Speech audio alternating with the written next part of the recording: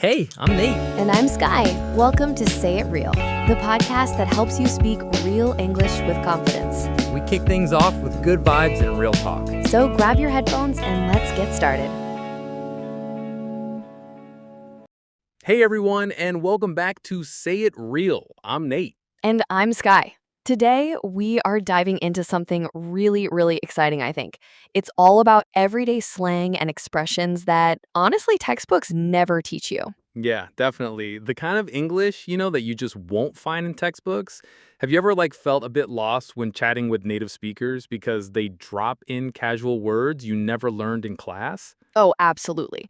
They just drop in these casual words and you're just like, wait, what was that? Maybe someone greeted you with, hey, what's up? And you just froze, right? Unsure how to respond. Or a friend said, no worries. And you wondered, no worries about what? Exactly. If you've been there, trust us, you're not alone. We totally get it.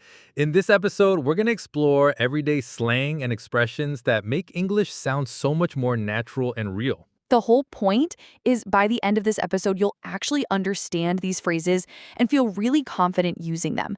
Get ready for a fun, eye-opening journey into real life English that will make you go, so that's what that means. Because, learning slang isn't just about words, it's really about fitting in and feeling like you belong.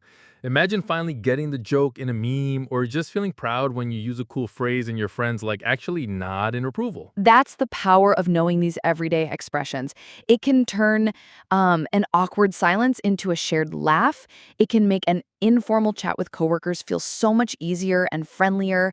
So let's unlock that power together, for real. Today's topic, everyday slang and expressions that textbooks never teach you, is going to bring your English to life so you can connect with people on a much more personal level. Ready? Let's do this. So let me start with a quick story, actually, to really kick things off. A few years ago, I was, I guess you could say, the textbook English expert. I was acing all my grammar tests. I knew all the formal vocabulary, perfectly. But then I moved to California, and reality kind of hit hard, really hard. On my very first day at a new job there, one of my coworkers, Jake, walked up to me with this big smile and he just said, hey, what's up? All good? And honestly, my first thought, I literally glanced upward thinking he meant the ceiling or something else above me. I felt so silly. Oh no. Yeah, and I responded with this very stiff, I am fine, thank you, almost like a proper textbook exercise. And Jake just chuckled and started talking about the coffee machine being broken. And that's when it clicked. I realized he wasn't actually asking me for a detailed report on my life, What's up was just his super casual way of saying hello. And my textbook response totally gave away that I wasn't used to casual slang at all. That's so relatable. I think everyone has that moment when they realize there's a whole other layer to the language. Absolutely. And then a few days later, another really funny moment happened. I was invited to a small weekend barbecue, and my friend texted me, we're gonna chill at my place. You down? Uh-oh. Honestly, Nate, I understood zero of that at first. Chill at my place, I'm down. In my mind, I actually pictured people freezing at his house, literally shivering, or someone physically lying down on the floor. I felt so confused, but I didn't want to seem clueless, so I just said, sure, see you there. That evening, I finally learned what he really meant. Chill just meant relax or hang out, and you down meant are you up for it or are you willing to come? Basically, he was just asking if I wanted to join them. That's a classic light bulb moment. It was. I remember thinking, wow, none of my English classes prepared me for this. It was both funny and a bit frustrating at the time. But from feeling super embarrassed by what's up to eventually laughing along when someone said, my bad, after accidentally spilling soda, I gradually, picked up these expressions. Each time I learned one, it really felt like discovering a secret password. Suddenly, casual chats and TV shows made so much more sense. That little story is probably super relatable if you've ever been puzzled by slang. And that's why, honestly, I'm just so excited about this episode to save you from those huh moments and turn them into aha moments instead. All right, Skye. So you've shared your personal experiences with these, textbook English versus real life slang moments, and I think that's super relatable. Now, let's actually jump into some real life conversations and start decoding them. This is where it gets really fun, I think. Oh, I'm ready. Let's get into it. No more awkward silences for our listeners. Exactly. So, picture this scenario number one, you're just making plans with a friend. Imagine you text your friend this, Hey, what's up? Want to hang out later? and your friend replies, I'm down. I haven't hung out with you in ages. Let's do something fun tonight. and you're like, Cool. There's a new burger place downtown that's supposed to be legit. Their burgers are legit. My brother says they're amazing. and your friend says, Sweet. I'm starving. Let's meet at 7. I can pick you up. and you wrap it up with, Sounds good, dude. See ya. so that short conversation, it probably had several phrases that no textbook ever really covered. Let's unpack them. First up, what's up? We've touched on this, but it's a super common casual greeting among friends. Yeah, it doesn't literally mean like, what is above you, right? It's really just, hi, how's it going? Or what's happening? You can respond with something simple like, not much, you? Or just chillin', how about you? Super easy. Exactly. And then wanna hang out later. Wanna is that slangy contraction for want to. We use it all the time in fast casual speech. And hang out itself is a must-know informal phrase, right? It just means to spend time together casually. Textbooks might say, spend time with friends, but in real life, we just say, we're hanging out at Tom's house playing video games. It's so much more natural. Totally. Next, I'm down. This one I think confuses a lot of learners. It doesn't mean you're sad or lying on the floor. No, no, no, no. It means I'm in, or I agree, or I'm willing to join. It shows enthusiasm, right? So if someone asks, anyone want to go hiking tomorrow? And you say, I'm down, you're saying, yes, I'd like to do that. Yep, it's a very common response when making plans. And then, cool. We all know cool for temperature, but here it's a quick, casual way to say gray or okay, I like that. It's super versatile. Cool can mean something is awesome, like, I got 2 tickets for the concert. Cool, that's great. Or if someone gives you instructions, you can say, cool, got it, meaning you understand. And when you said there's a new burger place downtown that's supposed to be legit, their burgers are legit, what did you mean by legit? Legit is short for legitimate, and we use it as slang to mean really good, authentic, or trustworthy. So their burgers are legit means they're like truly good, high quality, the real deal. You can even use it like seriously or literally sometimes, Like that movie was legit scary, means it was genuinely scary. Right. And then you said, sweet, I'm starving. Sweet, as an interjection, it's pretty similar to cool or awesome, right? Exactly. When your friend says, sweet, I'm starving, they're excited about going to the burger place. Informally, sweet just means very nice, excellent, or wow, great. You could say, oh, sweet, that's a cool phone when someone shows you a new gadget. And I'm starving, it's not literally dying of hunger, just I'm very hungry. It's a common exaggeration. We use a lot of those in casual speech, like, I'm dying to see that movie if you really, really want to see it. Yeah, or this backpack weighs a ton if it's very heavy. It just adds that emotional emphasis. And then, I can pick you up at 7. That's a classic phrasal verb, which I think textbooks sometimes miss. Yeah, pick you up means to collect you in a car, not literally lift you off the ground. So I can pick you up at 7 means I can drive by your place at 7 and give you a ride. It's super common. And finally, you ended with, see ya, dude. Dude is such a common way friends address each other, especially younger people or, in informal settings. It's like saying bro or guy. Yeah, it's almost like a verbal comma in some regions. Some people just say dude all the time. But remember, very casual, so not for formal situations. Exactly. So, those were some great ones for making plans. Now let's move on to scenario 2, which is about apologies and comfort. Oh, this is a good one. So imagine you accidentally bump into someone, or maybe you're running a bit late to meet a friend. How do people respond casually? So you arrive late and you say, Hey, sorry I'm late. and your friend replies, No worries, I just got here too. And you're like, My bad, traffic was crazy. and your friend finishes with, It's all good, let's go find a table. Okay, breaking that down. No worries. This is such a favorite casual phrase, especially in American, Australian, and British informal English. It just means, it's okay, don't worry about it. Your friend is saying, I'm not upset, or it's not a problem. yeah, it's often used as a response to an apology or even a thank you.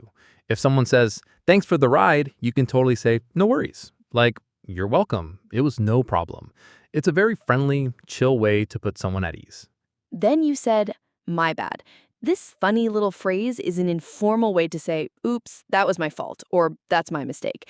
So, my bad, traffic was crazy, just means it's my fault I'm late. Yeah, if you spill someone's drink, you just say, oh, my bad, as you grab some napkins. It's like saying, whoops, sorry, that was me. It's super colloquial, very common now. And then your friend responded with, it's all good. That's another way to reassure someone after they apologize. It means everything is okay, I'm not upset at all. Right. It's very similar to no problem or we're cool. It's just a really friendly, forgiving phrase that shows there are no lasting hard feelings. Perfect. Now, slang isn't just for making plans or apologizing, right? It's also how we show excitement or disappointment in daily life. So let's touch on a couple of expressions in that context. What about lit? Oh, lit. This is a modern slang term that means extremely fun, exciting, or awesome. If a party was lit, it means it was a great party with like a ton of energy. It used to mean illuminated, but now it describes anything amazing. This concert is lit means it's super exciting. And it's definitely a very current word, very popular right now. So if someone asks, how was the music festival? You can totally say it was lit. Next up, ugh, I lost my phone on the bus. What a bummer. What's bummer mean? Bummer is a casual way to say a disappointing or unfortunate situation. If something didn't go your way and you feel a little upset, you can call it a bummer. It's a gentle slang, not rude at all. It just shows sympathy that the situation is unfortunate. You can even use bummer as an exclamation by itself, like, oh, that sucks. Yeah, I use that a lot, actually. And then finally, for this section, this is a very modern one. She totally ghosted me after our second date. Oof. Ghosting means suddenly cutting off all communication with someone without explanation. If someone ghosts you, they disappear, like a ghost, just poof, gone. No replying to texts, no answering calls. Sadly, it's pretty common in dating and friendships and the age of texting. It's not something textbooks from 10 years ago would include, but in 2025, everyone understands this term because it's so common in real life and online culture. Absolutely. So those are just a few examples of everyday slang in action. You can see how these expressions make conversations sound so much more friendly and natural. If you only use formal textbook English, it's correct, but, it can sound a bit stiff sometimes. Okay, so we've just covered a lot of phrases, right? And notice how none of those exchanges were complicated. They were just full of real-life language. If you learn these kinds of phrases, a simple chat like making weekend plans will feel so much easier. Yeah, absolutely. And now, we've gone through these examples. Let's kind of summarize and explain the key slang words from our conversations in simple terms. These are the phrases textbooks totally skip, but you'll hear them all the time in real conversations. For each one, we'll give you a really straightforward meaning and maybe a quick example too. Perfect.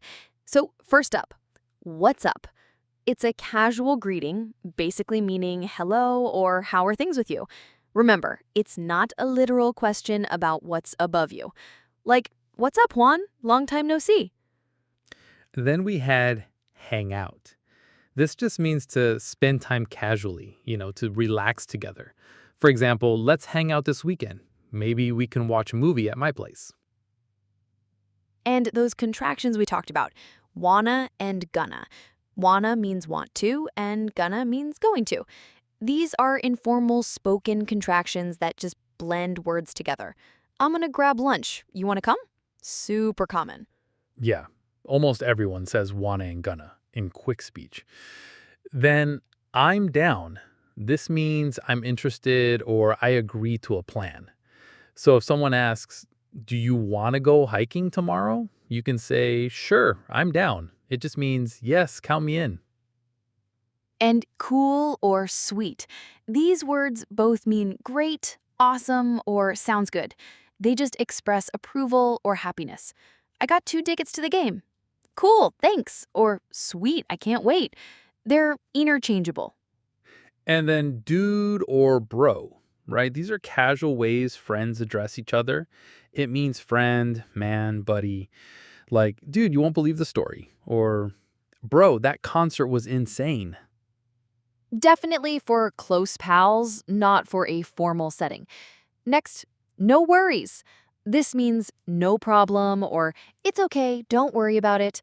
If someone says, thanks for lending me your notes, you can say, no worries, happy to help. Then, my bad. This is a casual apology, meaning sorry, that was my fault. Like if you accidentally step on a friend's foot. Oh, my bad. Are you okay? Lit. We just talked about this one. It means very exciting, fun, or amazing, especially for parties or events. The party last night was lit, means it was great and super fun. And then bummer. This describes a disappointment, an unfortunate situation. It's a bummer that we have to cancel the trip due to rain. It's like saying, oh, that sucks. Oh, and ghost someone. This is that super current term, right? To suddenly stop responding to someone without explanation. I thought we were friends, but she ghosted me. She hasn't replied to my texts in weeks. We also have extra, which means overly dramatic or over the top in behavior. Like, he brought a red carpet to prom. That's so extra. It's a playful critique, especially among younger people. And legit, which means genuinely good or truly authentic. That sushi place is legit, means it's high quality, real Japanese sushi. Finally, chill or chill out. Chill as an adjective means relaxed or easygoing. As a verb, to chill or to chill out means to relax. So it's like, we're just gonna chill at home tonight means we'll relax, not do anything special. Or if someone's upset, hey, chill out means calm down. That's a lot of vocab we just unpacked, but don't worry, you don't have to memorize it all at once. Just recognizing these in context is a huge win for your listening skills. Exactly. So now that we've, unpacked all that vocabulary, you might be thinking, okay, I get the idea, but how do I actually practice these? Well, let's move on to some practical tips for actually starting to use a few of these. Yeah, because learning slang can be really fun, but using it correctly is key, right? So here are some really practical tips to help you just incorporate these expressions into your everyday English. Yeah. First up, and this is a big one, listen and imitate. Pay attention when you're watching English shows, YouTube videos, or podcasts.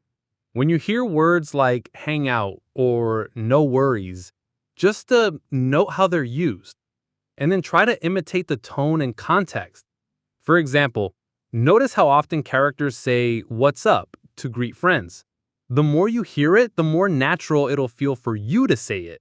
That's so true. And then number 2, start small. Just use 1 or 2 phrases. You don't need to try and use all these slang words immediately. In your next casual conversation or text with an English-speaking friend, just try to slip in 1 phrase. Maybe start your text with, hey, what's up? Instead of, hello, how are you? Or respond with no worries next time someone apologizes to you.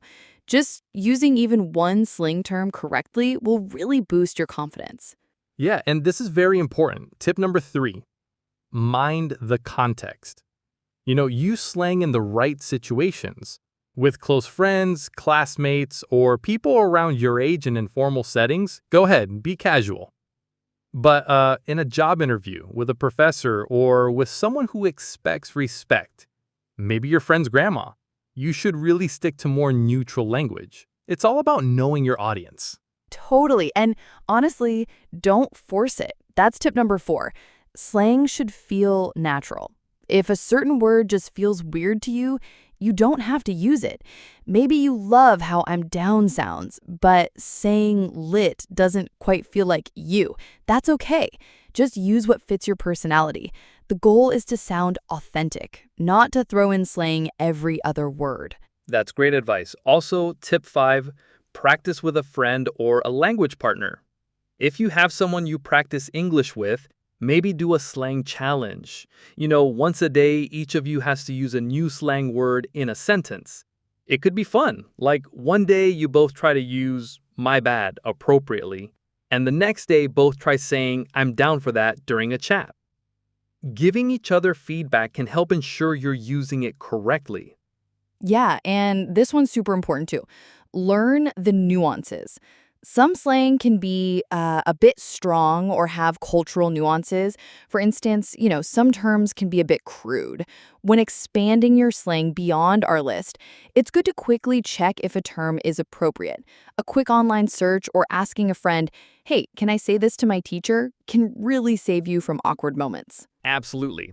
And finally, tip number 8, the big one. Don't fear making mistakes. You might use a phrase slightly incorrectly or maybe say in a too formal a situation once. That's okay. Native speakers will usually still understand you, and often they'll kindly correct you or just laugh it off. You can even preface it with a smile. I'm still learning, but that party was lit, right? This shows you're trying. And trust me, people appreciate the effort. Every time you practice, you'll get better. Okay, so, remember, slang is like that final touch that makes your English sound really natural. But even if you don't use a lot of slang, understanding it is just crucial.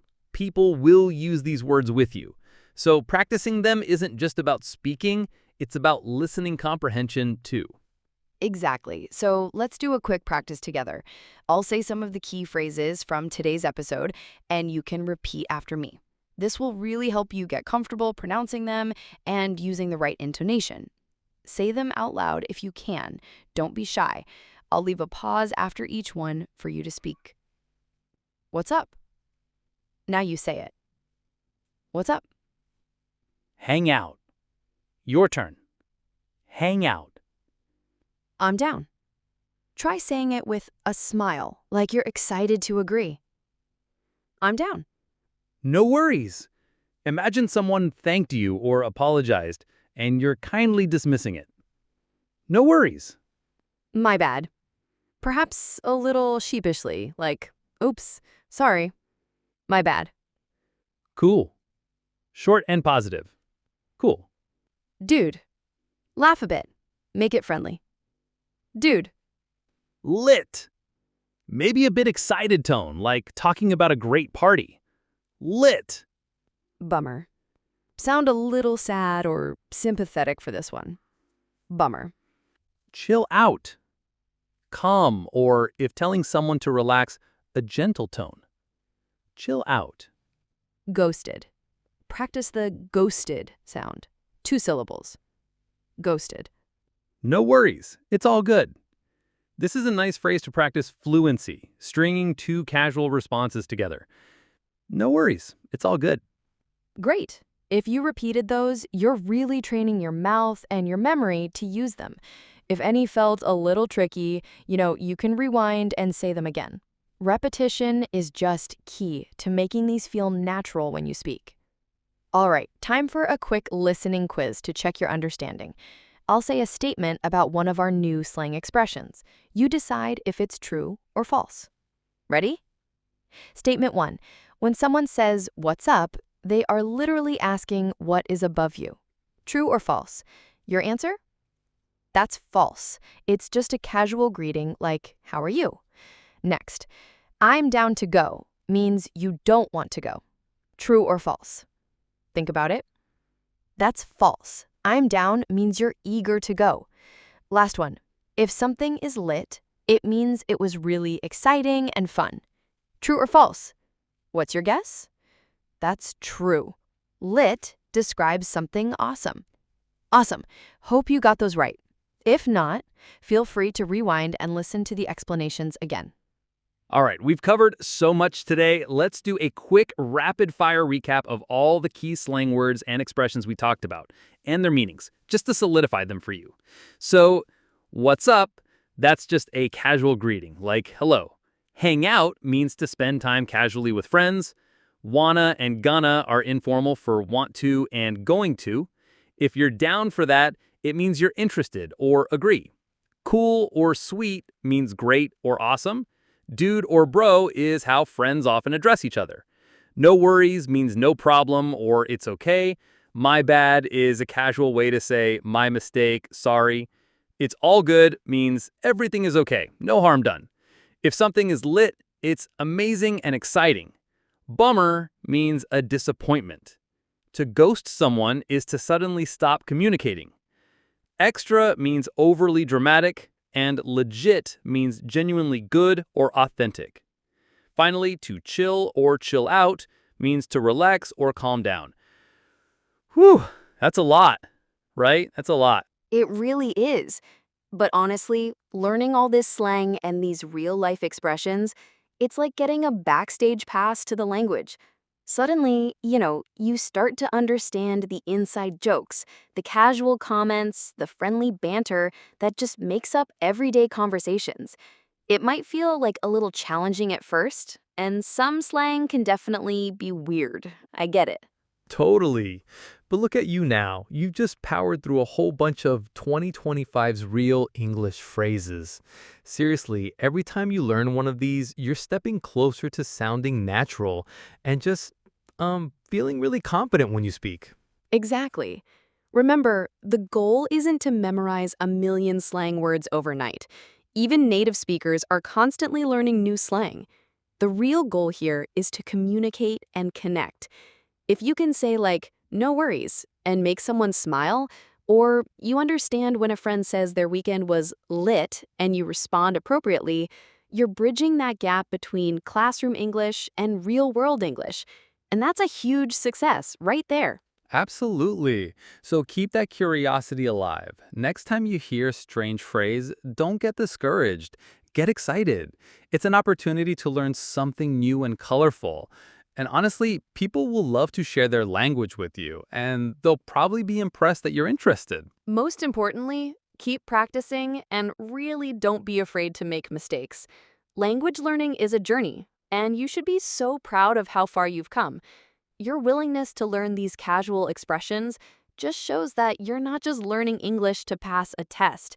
You're learning it to live it, to make friends, to enjoy movies and music, to truly experience the culture. And that's amazing. Yeah, you've got this. So next time you chat with someone, try slipping in a "what's up" or respond with "it's all good" when something happens. You are doing great. No worries, you will master this. Thank you so much for listening to Say It Real. We really hope you found this episode helpful and fun. Keep being curious, keep practicing, and remember, learning English is an adventure, so enjoy every step of it. Until next time, take care and happy hanging out with your new vocabulary. And hey, if you loved this episode, please remember to subscribe to Say It Real wherever you listen to podcasts. And we'd love to hear from you. Leave us a comment and tell us what topic you'd love us to explore in the next episode. What else makes you say, huh, in English? We're here to help you turn those moments into aha moments. Stay tuned for our next episode, and as always, keep it real.